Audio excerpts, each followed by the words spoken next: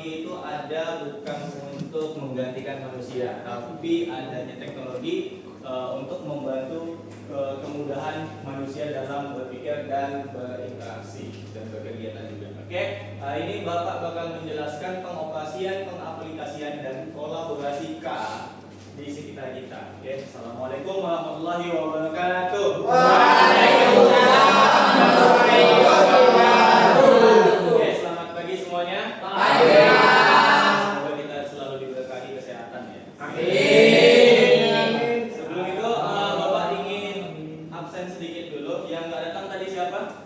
Saya Ripa, saya dan mereka. Oke, sip. Semoga mereka. Apa keterangannya? Sakit Pak. Oke, semoga mereka semua diberi kesehatan. Amin.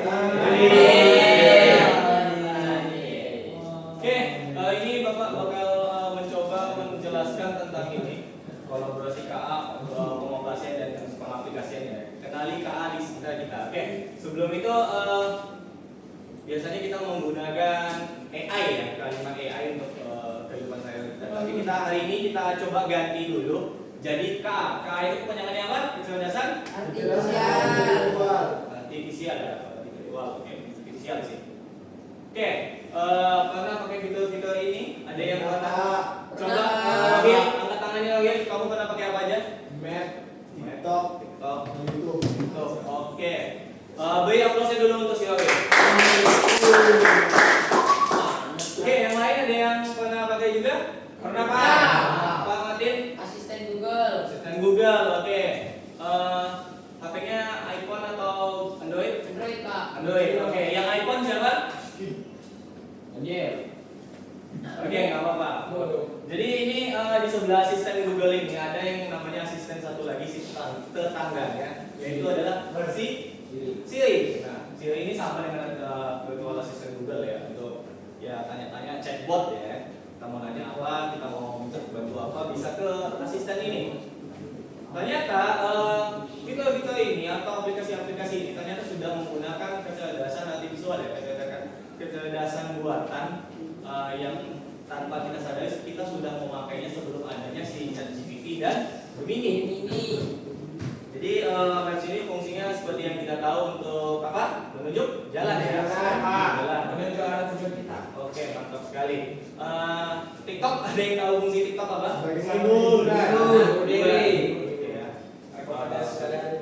Biasanya dipakai untuk nonton video, entah itu video edukasi atau video hiburan ya, tapi kebanyakan video hiburan. Nah, sama juga dengan YouTube, video tutorial dan video apapun itu. Nah, jadi si YouTube dan TikTok ini bisa mencari apa yang kita ingin, video apa yang kita inginkan ya.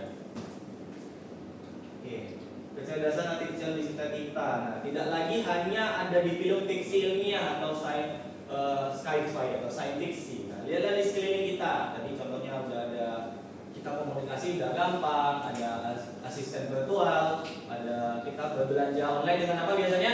Shopee. Ya. Nah, Ada yang kubu hijau di sini? Tokopedia. Tokopedia ya. Ada Pak. Kebanyakan kubu online di sini. Ada, Pak. Banyak diskonnya ya. Iya Pak, dan gratis ongkir. Ya, banyak diskonnya. Bapak juga udah pindah ke online juga. Oke. KA telah mengubah segalanya. Nah, ini kita review lagi. Ini ya, ini ternyata si Hyundai Motor Group ini dari YouTube-nya Hyundai telah membuat sebuah robot parking dan charging area. Nah, charging area ini ada yang tahu maksudnya apa? Cas untuk mobil Cas ya, listrik. berarti ini mobilnya listrik. Bersifat Mengisi, robot. kalau ibaratkan Pak mobil manual mengisi bahan bakar, Kalau mobil ini listrik itu Pak mengisi energi Pak, Ya, energi ya. listrik. Jadi mobil ini sangat ramah lingkungan, tidak pakai fosil lagi. Ternyata udah pakai listrik.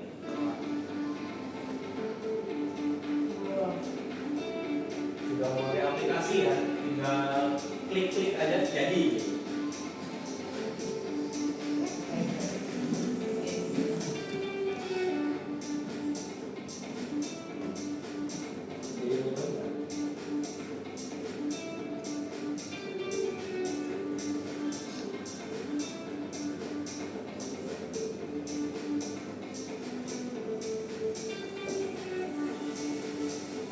Robotic lab, jadi sudah bersifat support semuanya.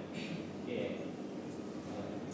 Nah, tujuan pembelajaran hari ini adalah Bapak rangkum jadi duanya ada poin lagi. Yang pertama adalah pemahaman konsep kecerdasan artifisial. Jadi kita harus paham dulu si KA ini apa, definisinya apa, terus tujuannya untuk apa.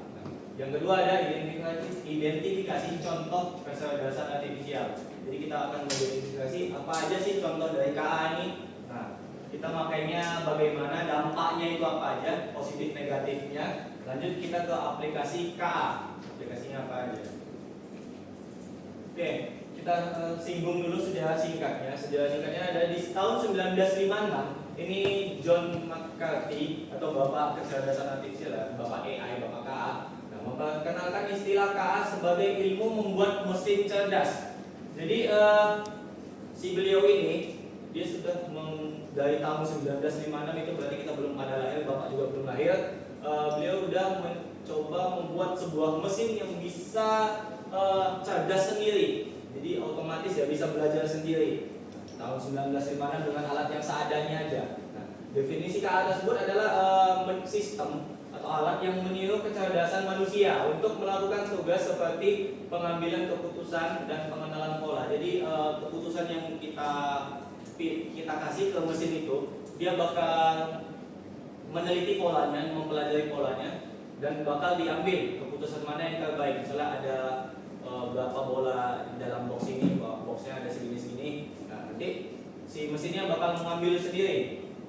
Cara kerja KA adalah memanfaatkan algoritma dan data untuk belajar dan beradaptasi tanpa intervensi langsung dari manusia, berarti tanpa bantuan manusia. Jadi dengan data yang ada, misalnya kita masukkan tadi sebelumnya kita sudah ngetes ya sedikit cara membuat gambar di KA juga tadi. Ada yang buat daun, tadi promptingnya apa? Yang buat daun tadi siapa? Andres ya. Atau si Lionel tadi buat Porsche ya. Kita masukkan dulu datanya, buatkan aku tolong gambar Porsche dengan warna ini, tipenya ini, mereknya segini. Nanti bakal mesinnya keluar gitu, menghasilkan sebuah gambar. Nah, penerapan KA ini menjadi agen cerdas yang berevolusi di berbagai bidang, bukan hanya sekedar otomatisasi ya. Nanti kita lihat apa aja sih pengembangan KA ini. Tadi udah kita lihat di bidang otomotif ya, ada mobil, parkir mobil cerdas dan ngecas otomatis. Next kita masuk ke pemahaman KA atau kecerdasan artifisial. KA ini adalah sistem yang dirancang untuk meniru fungsi kognitif manusia. Kognitif ada yang tahu apa? Kognitif ini adalah cara berpikir ya, cara berpikir manusia. Jadi si KA ini hampir 100%, tapi nggak sampai 100%, kurang lebih 80 atau 90%. Nah, dia sudah pandai niru kemampuan berpikirnya manusia. Nah, tujuannya adalah untuk mempermudah tugas sehari-hari kita sebagai manusia dan meningkatkan efisiensi dalam berbagai bidang, baik itu otomotif, kedokteran ataupun ya informatika seperti kita ya. Nah, KA tidak hanya satu jenis loh. Ternyata KA ini ada KA lemah, juga dibagi di KA lemah dan KA kuat. Nah, KA lemah ini contohnya apa? Yang tadi kita singgung di awal, TikTok ya, TikTok, Google Assistant, YouTube, Maps. Nah, walaupun itu cuma aplikasi untuk sekedar hiburan mungkin atau tanya jalan, tapi itu sudah tergolong KA. Ada yang pada kepikiran enggak, Pak, ChatGPT dan Gemini itu masuknya kuat apa lemah? Lemah ya. Nah, kenapa lemah? Karena tidak memiliki emosi. Oke, mantap. Nah, jadi KA kuat ini dia mampu melakukan semua tugas manusia tanpa kita perintahkan pun. Oh, hebat kali itu. Terus biasanya ini ada di film fiksi, robot-robotan, dan memiliki emosi. Bahkan si robotnya bisa nangis ataupun bisa ya punya emosi layaknya manusia ya, menangis, sedih atau apapun itu yang berkaitan dengan emosi. Dan itu belum ada di dunia sampai saat ini. Kalau sudah ada, kasih tahu Bapak nanti. Maka tahu kalian ada ketemu satu kan KA yang udah punya emosi ya. Itu masih fiksi. Nah, ini robot apa? Ada yang pernah nonton film Star Wars? Nah, anggap aja lah udah pernah lah ya. Oke, ini si robotnya ini sudah memiliki emosi dan kecerdasan apa ya? Mandiri ya. Nah, ini cara kerja KA diadaptasi dari buku Abdales. Si Nino Abdales ini menjabarkan secara singkat cara kerja si KA ini. Pertama kita masukkan dulu datanya. Nah, jadi data-data yang kita masukkan ke dalam sebuah mesin nanti bakal diproses dan akan menghasilkan sebuah output atau keluaran. Nah, ini sama seperti sistem informasi yang kemarin, komponen dasar kemarin itu. Nah, dia ada input, proses, dan output. Pertama kita masukkan dulu datanya apa? Contohnya tadi ini siapa tadi buat apa? Contoh gambar tambang ya? Tambang Pak. Gambar tambang. Nah, nanti bakal si KA ini bakal ngeproses gambar tambang yang bagaimana. Walaupun cuma sekedar gambar tambang ya. Biasanya gambar tambang itu warnanya coklat ya. Ada warna coklat atau ada warna kuning karena datanya itu terlalu sedikit, maka dia akan diproses dan akan mengeluarkan hasilkan gambar tambang yang dengan data yang ada. Nah, kalau kalian pengen gambar tambang yang warna hijau, tapi kalian hanya menggunakan menggunakan perintah buatkan aku gambar tambang. Nah, jadi jangan salahkan KA-nya. Bisa jadi data yang kalian masukkan itu tidak lengkap. Nah, itu biasanya kelemahan kita sebagai pengguna ya. Data kita kurang lengkap, jadi hasil dari KA-nya itu agak miss atau melenceng. Datanya itu bisa macam-macam, bisa suara kita, voice, bisa teks. Nah, teks tadi seperti tadi. Gambar pun bisa kita masukkan, gambarnya bisa kita ubah. Nah, bisa berupa pertanyaan atau pernyataan. Ini keputusan. Nah, hasilnya bisa sebuah karya, keputusan, prediksi maupun saran. Nah, ini saran biasanya yang sering curhat nih, yang sering curhat dengan KA nih. Bisa berupa saran nih, misalnya tolong bantu aku ini kan. Nanti dikasih si KA-nya apa rekomendasinya. Oke, KA di sekitar kita. Nah, KA di sekitar kita telah mengubah cara kita berinteraksi dengan dunia.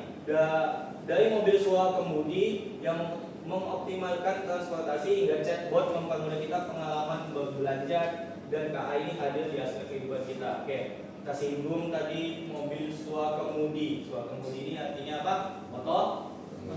Otomatis.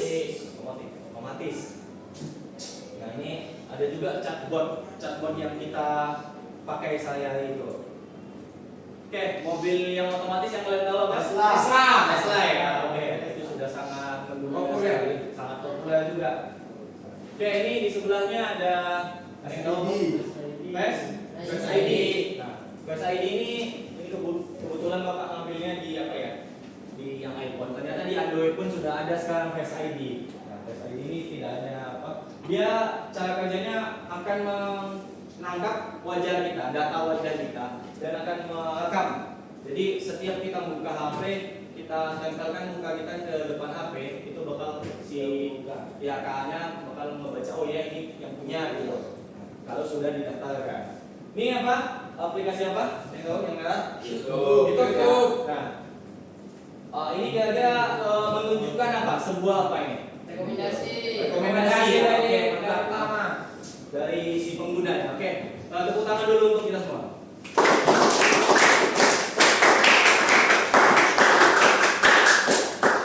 Oke, jadi si pengguna ini ternyata dia sering membuka kuliner makan yang judul kulinernya ini kalau nggak salah Mamang Kuliner.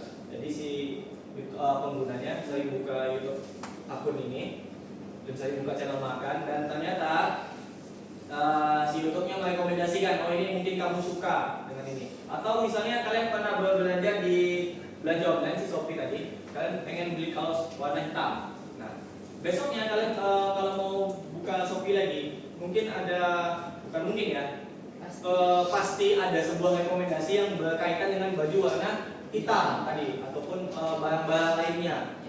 Jadi si aplikasinya itu menggunakan sebuah pola, pengenalan pola. Jadi penggunanya suka buka ini nih, buka si Mamang atau sering beli item ini. Nah, nanti bakal diulang terus-menerus agar si pengguna itu terhipnotis secara tidak sadar membuka itu lagi atau membeli item itu lagi. Manusia dan KA kolaborasi masa depan. Nah, KA ini berfungsi sebagai pendukung ya, bukan pengganti kita. Nah, seperti membantu dokter dalam diagnosis. Jadi si mesin KA ini akan membantu diagnosis si pasien. Nah, kolaborasi ini menuntut kreativitas dan berpikir kita secara kritis, mengoptimalkan hasilnya. Nah, jadi hasilnya bakal lebih sempurna lagi walaupun nggak ada yang sempurna, ya, mencapai kesempurnaannya. Oke, kita cek videonya. If artificial intelligence could serve as a second set of eyes with your doctor, operating as kind of a second opinion. To give you an idea, We visited Dr. Irene Wong in her research lab to see it in action. there are more than 400 MRI slices. She's the research director of the Epilepsy Center at the Cleveland Clinic, where AI is already making a difference.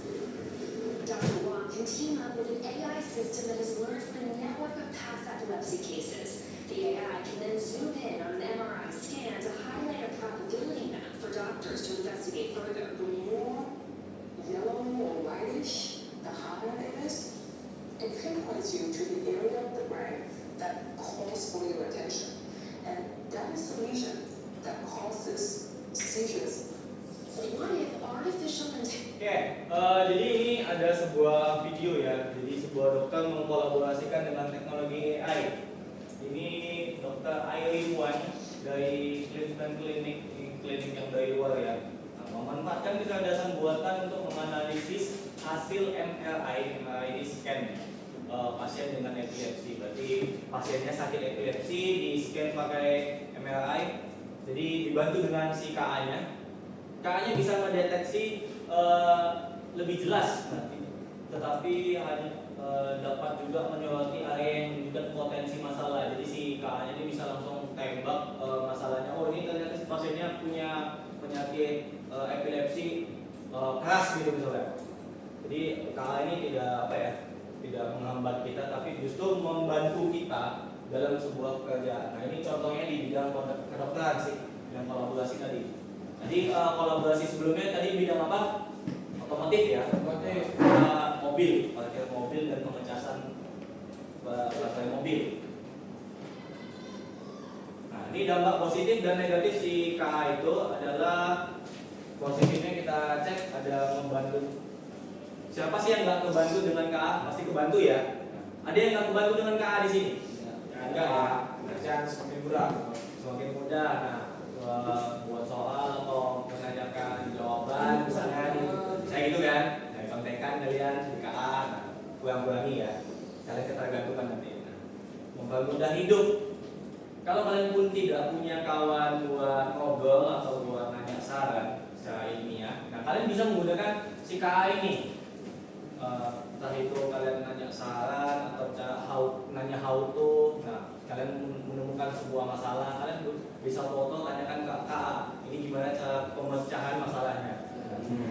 Terus kalian bisa juga melakukan sebuah inovasi baru ya, membuat sebuah kreativitas atau membuat sebuah karya ilmiah dari KA. Tapi ingat, KA itu tidak boleh kalian telan mentah-mentah, harus amati, tiru dan modifikasi. Nah, tidak boleh kalian telan mentah-mentah ya. Misalnya kalian buat karya ilmiah, karya tulis bla bla bla bla. Nanti jika ada yang ingin saya bantu, tanyakan lagi ya, itu pun kalian copy. Jangan ya.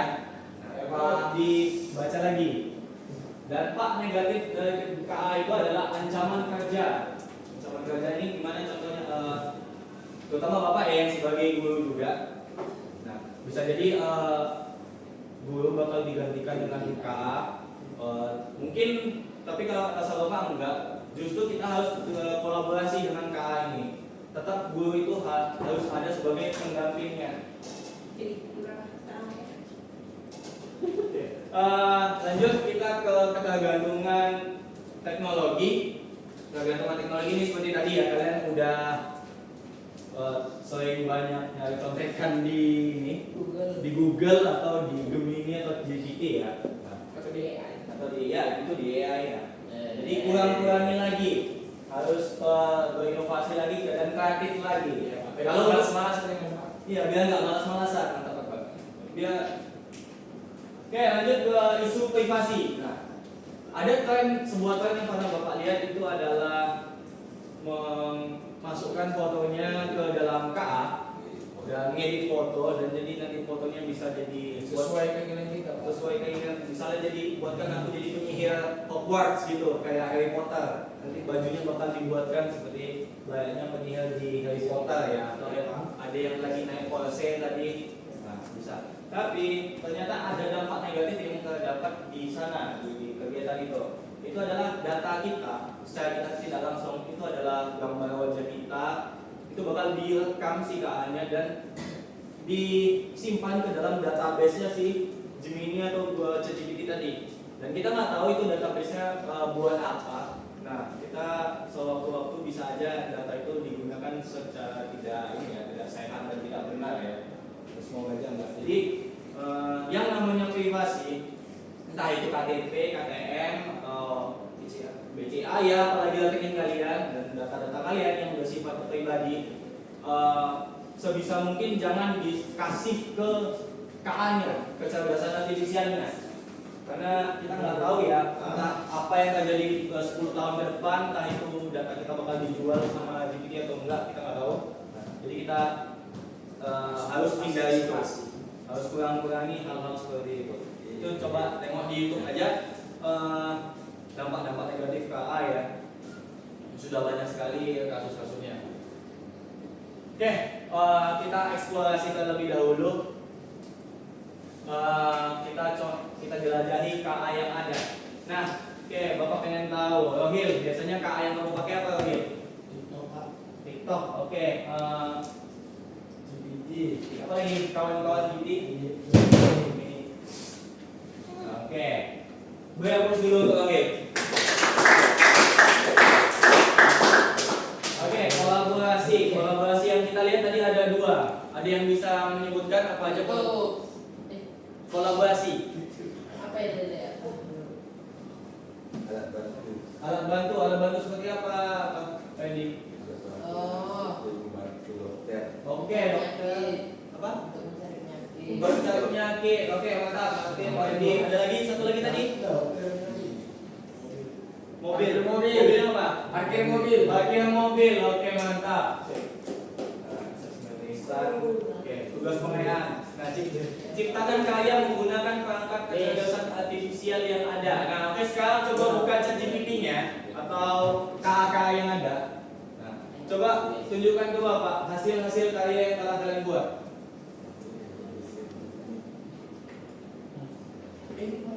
Oke, ini Feli buat apa nih? Buatkan saya gambar Coca-Cola. Wah, ini muncul ya. Oke, tepuk tangan untuk Feli dulu.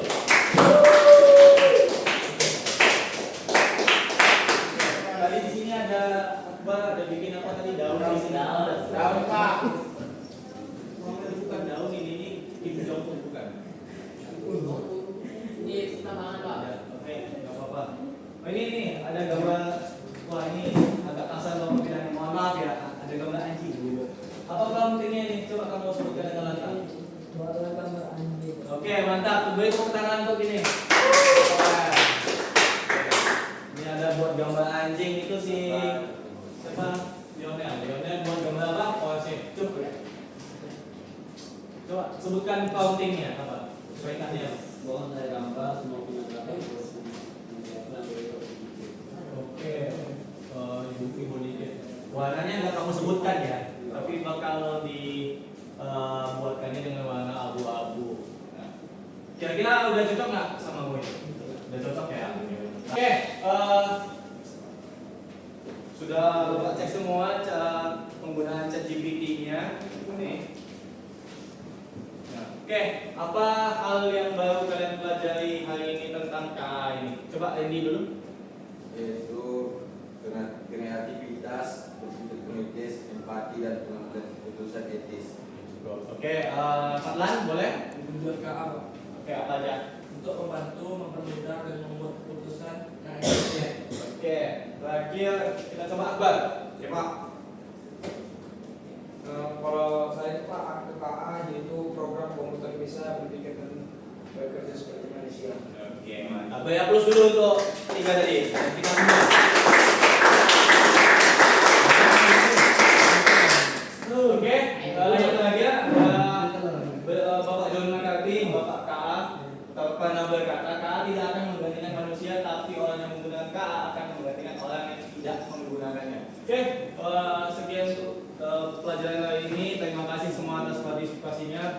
depan bakal Bapak lanjutkan ke dampak KA yang lebih intens lagi. Semua, assalamualaikum warahmatullahi wabarakatuh.